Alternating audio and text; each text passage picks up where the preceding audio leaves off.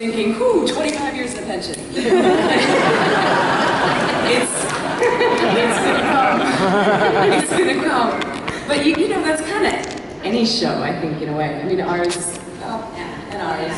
You know, I mean, there's certain kinds of shows you get yourself involved in that you go, well, this is a show that succeeds as long as everybody in it is in danger of dying, which means eventually your number comes up. You know, when it comes to this show specifically, it's the best creative experience I've ever had.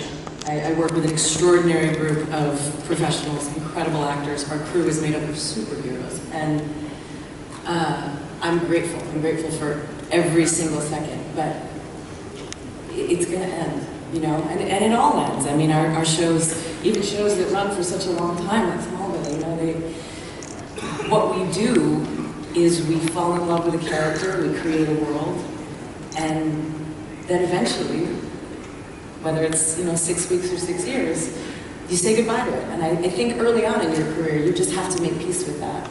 Otherwise, you walk around pretty heartbroken and bitter.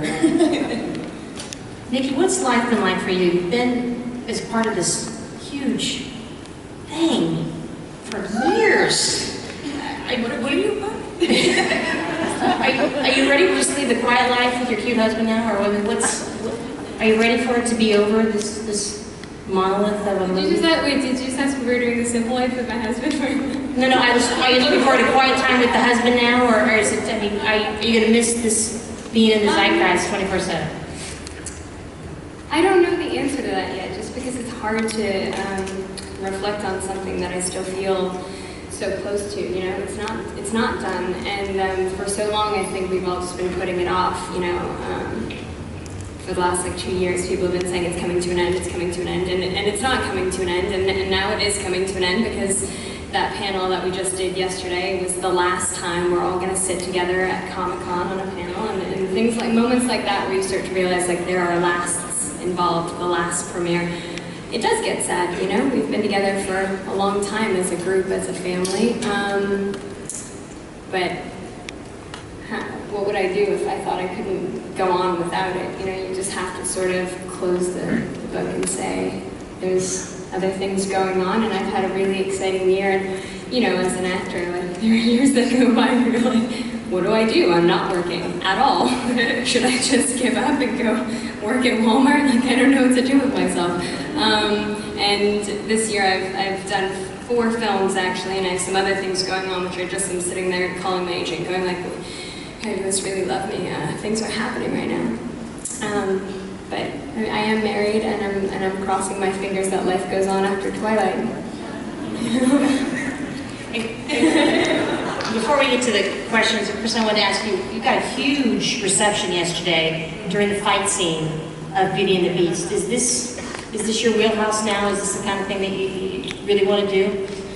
You know, I'm happy that I have the opportunity to do it now. I don't necessarily want to do it all the time. And like, when I think about a strong woman, I don't think it's just somebody who can kick people. Like, I really think that there's a lot that a woman has to go through to gain that strength in her life, and I feel like that's part of the journey. So I'm happy that I actually have the opportunity to be in the position that I can build a character that could become very strong.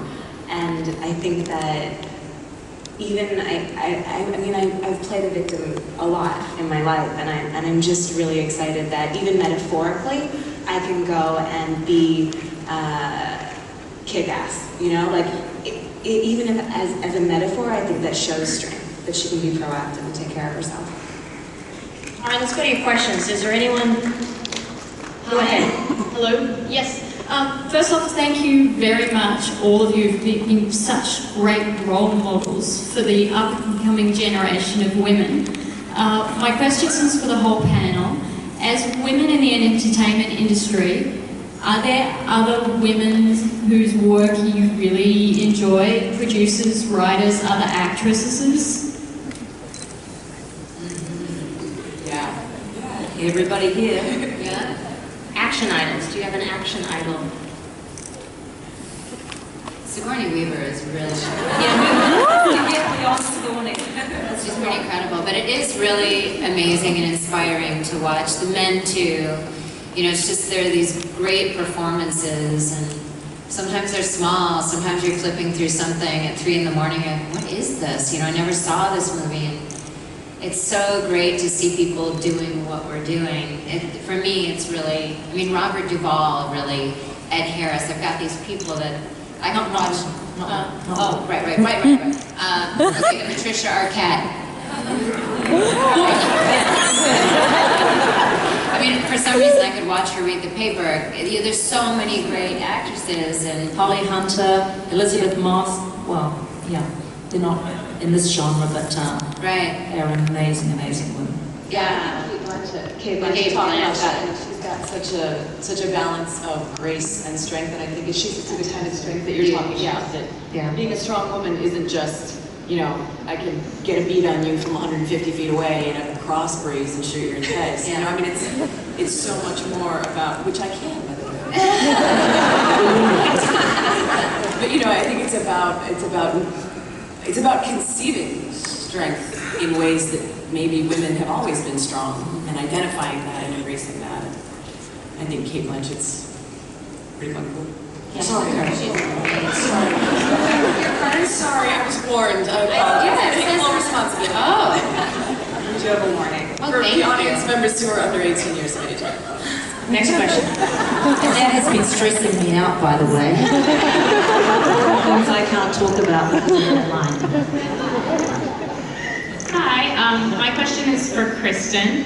Huge fan of Pam, loved her since the beginning. And as you said, that you have not really had to be as naked as the other humans on the show, well, or vampires. Is that something that you are happy about, or do you look forward to the day when you can like unzip the leather, or how do you feel about that? You know, if I have 3 months warning, or at least a month where I can go to the gym a lot more, I'm fine with it. But, you know, I can't have a spray tan. That's one of the other things that made me feel okay about being naked in the past.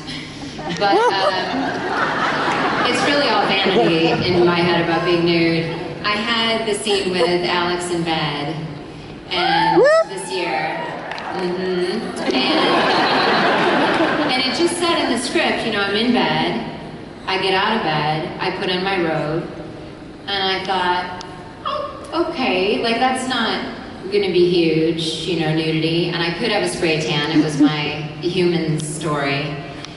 And I was telling my husband, you know, I feel pretty good about being naked in front of Alex because he loves me, and he, you know, isn't gonna critique my physique, but the crew.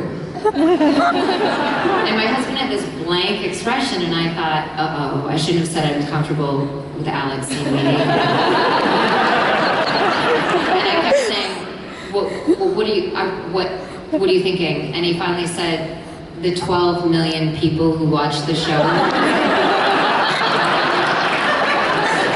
realized that it was, you know, we shoot 6 months ahead of airing, so I feel like we do the show for our buddies. So, you know, I was like, oh, God, and then I really got in the gym, but and then nothing ended up showing. So it hasn't been my choice either way. And every year I keep thinking, oh man, my number's gotta come up one of these days. But they're great, you know. And we're all much healthier for being on the show. We all work out a lot more. We eat a lot more vegetables, so it's added years to my life, I'm sure. Next question. Hi, what do you think is the biggest issue facing women's rights today?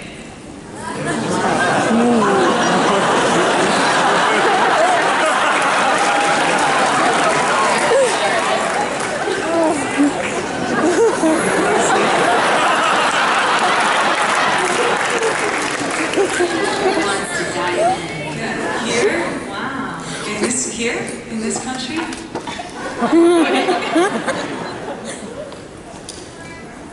Maybe the same thing against, you know, all things. Somebody said to me today, where's the outrage?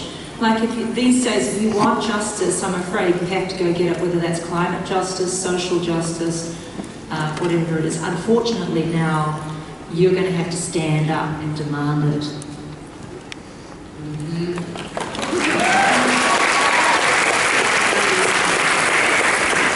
guy is killing me. I think that's an amazing question. And to be honest, I don't want to be flippant and try and answer it at a panel at Comic-Con because I feel like I feel like I'm going to go home and go, oh, but then there's that. I mean, personally, I work with a refugee organization, and there are a lot of big issues in the refugee populations around the world with women's safety in refugee camps, and I think often in camp situations, people end up focusing a lot on very necessary issues like communicable disease and food and water issues, and what's often overlooked is epidemics of rape. So that's something that's in my mind at the moment. Obviously, I don't think that's necessarily a huge issue in the United States. At 4 in the morning, I'm going to wake up and go, oh, that's what the answer would have been.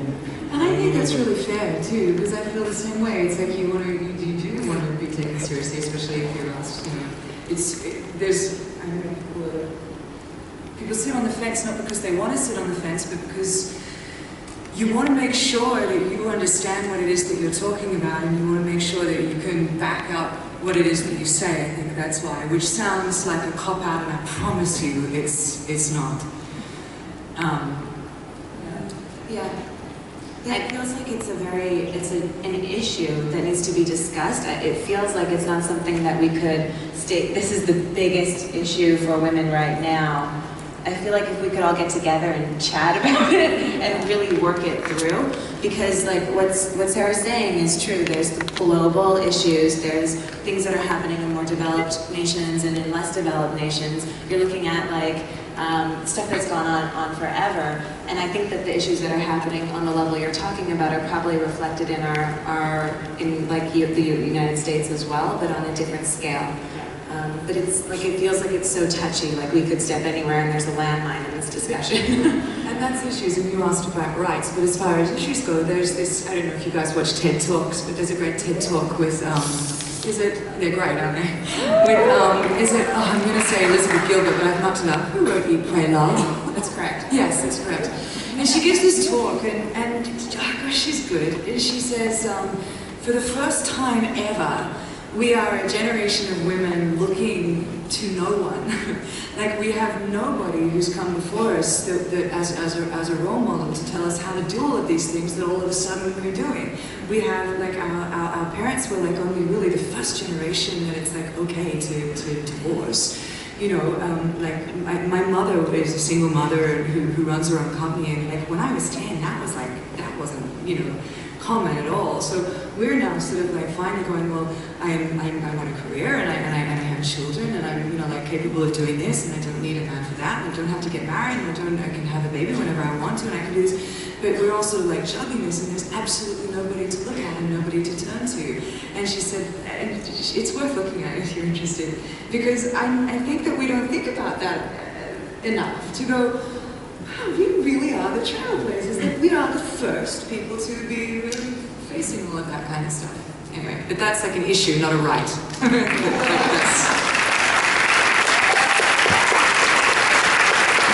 Next question. Hi, this question is for Kristin. I'm a huge fan of yours. I'm the one who had your yearbook yesterday. Okay. Well, I watched Smallville for 10 years, and I know you're a huge supporter of independent films. I'd like to know what's going to happen now when you're back to TV. I think that what I'd like to do, honestly, is begin producing in that direction more, and I started a company with a friend of mine that's actually very female-focused, which is important to me. And I think I can support in that way, even if I can't act in it. I'd like to move out of acting at a certain point. So I'm not going to be able to do all the little silly movies that I've been doing that are wonderful. But I can start making them and telling the stories that have women in them that I want to tell. Next question. Hi. You've talked a lot about how powerful women aren't necessarily physically powerful, yet in pop culture, powerful women are physically powerful, really. When do you see this changing, and what should we do to help this change? Change to more like mentally powerful as well, or in other ways.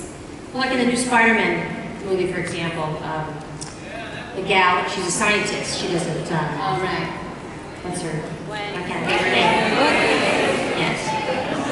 Yeah. So do you have to have muscles? You vote with your dollar, like everything. You go along and see everything, and yeah, that's what the market listens to. And I think we are. I think we are working on telling stories about women who don't need weapons and violence in order to be strong. I think those films have actually maybe always existed. Yes, I I can't think of any right now because I'm not good when you put me on the spot. Somebody. Even like a movie like I know she did take on a very masculine role, but if we're talking Kate Blanchett, even Elizabeth. Yeah. I would think, although it is a very masculine position, but it's not weapons necessarily or physical strength. Yeah, thanks. You're welcome. I appreciate that. For some reason, Hannah and her sisters is in my head, but I don't know if that's necessarily right. Yeah. Sorry, I should have sat that one out. But it's interesting because it, becomes a discussion, and there's these are huge topics. Lucy and I do a lot of rights for environment, and I do animals and refugee, and so I just keep, one of the things that I keep saying in life is that there's rights issues are so local to that species and to that person and that income bracket and that upbringing, and so there really isn't one answer for everybody, but I just always want to inspire people, and here we're inspiring women, sorry men, but we're inspiring you too, to whatever your passion is, if it's women's rights in this country or another country, or mine is the African elephant this year, just to be curious, find some time in your day to actually vote with your dollars, support and believe in, and just kick it up a notch, care a little more. Because in our lives, when we see that in women around us,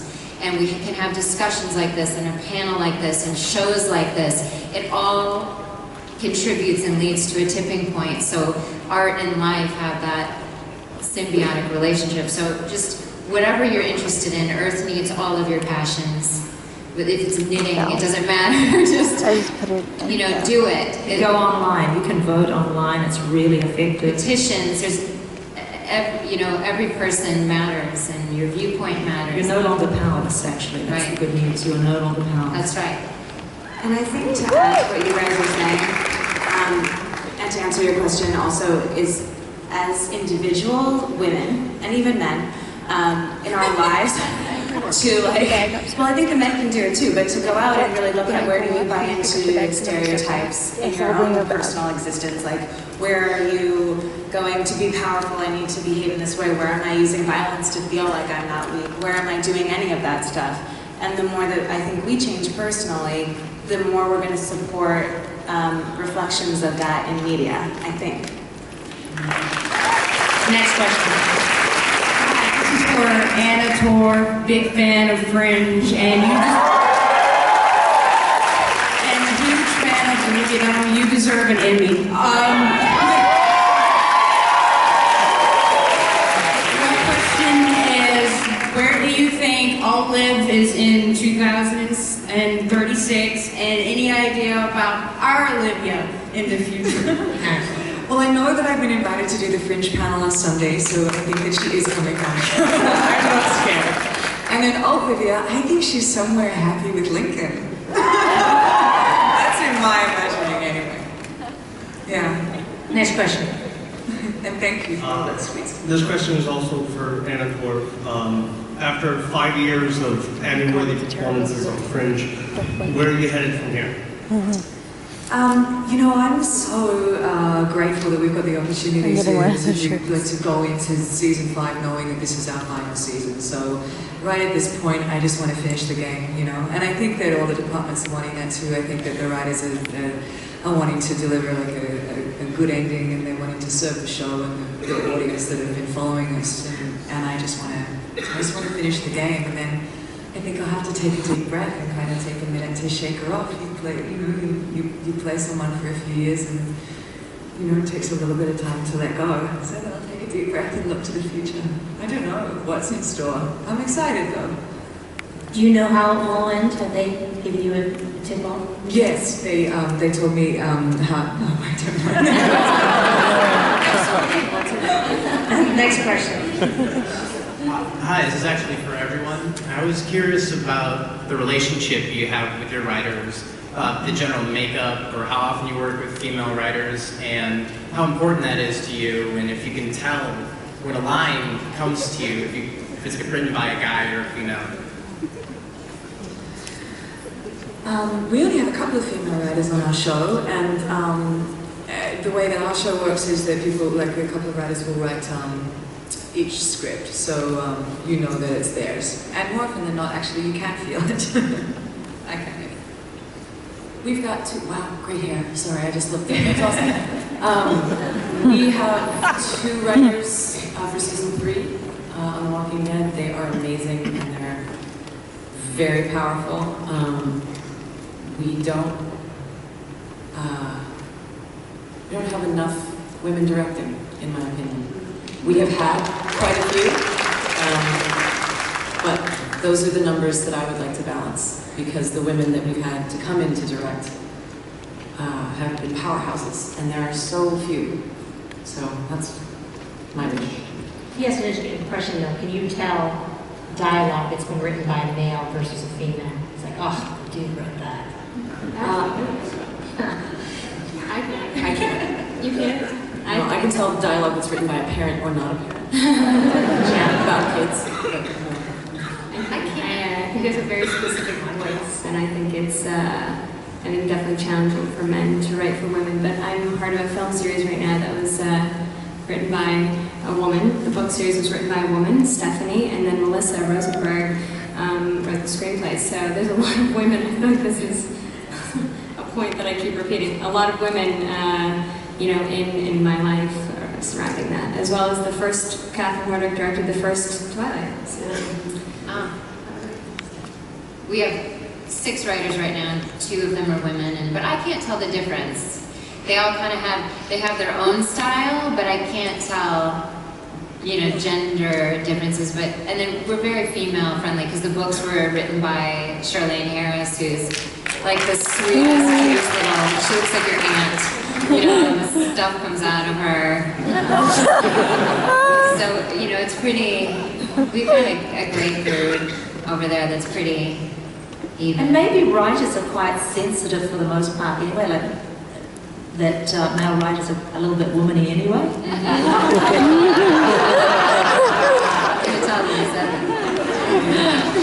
All right, the hottie with the red hair, how about you? Go ahead.